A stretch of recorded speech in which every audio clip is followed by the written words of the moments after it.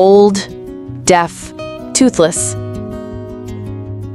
For a whole year, Arthur waited, unnoticed. Not a single application, not one curious call. It was as if the world had quietly decided to forget him. But that's when his real story began. A story that proves sometimes love finds us when we've already stopped looking. Arthur had spent what felt like a lifetime wandering the streets of Tiana. His eyes were tired, his fur matted, and his spirit worn thin.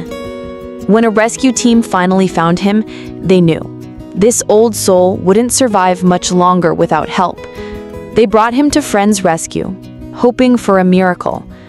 But days turned into weeks, weeks into months.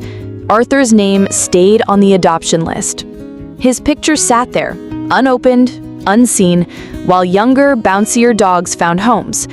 Maybe it was his age, maybe it was his silence, or maybe in a shelter full of wagging tails and joyful barks, Arthur just faded into the background. Until the day I saw him. In that instant, I didn't see an old dog. I saw the one I was meant to love. When I brought Arthur home, trust didn't come easily.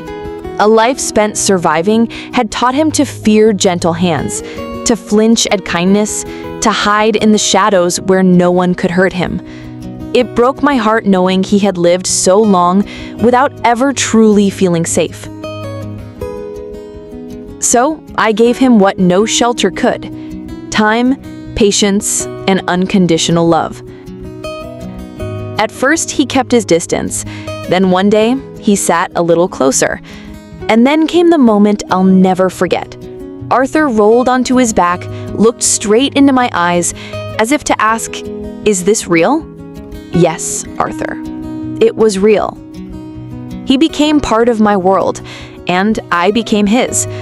Arthur is not the kind of dog who begs for attention. He wanders quietly from room to room, softly claiming his space. But at night, he changes.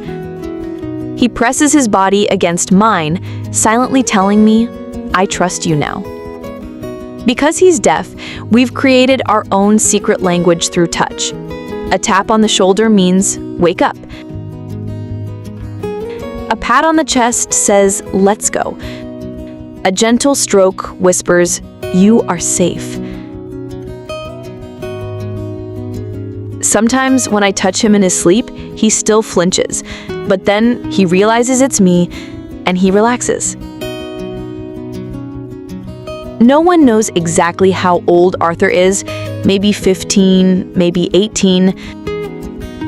But in his eyes, I see more than age. I see the story of a survivor. I see a heart that stayed kind even when the world wasn't. When he's scared, he leans into my legs, not in panic, but in quiet trust, as if saying, "I'm nervous, but I know I'm not alone anymore." And that simple act, it breaks me and it heals me at the same time. Sometimes I wonder, did Arthur spend most of his life never knowing what love felt like? And yet, here he is, the gentlest soul I have ever known. The kind of spirit who makes you want to be softer with the world. If I regret anything, it's only that I didn't find him sooner. But now that he's here, I will make sure every day he has left is filled with safety, warmth, and love.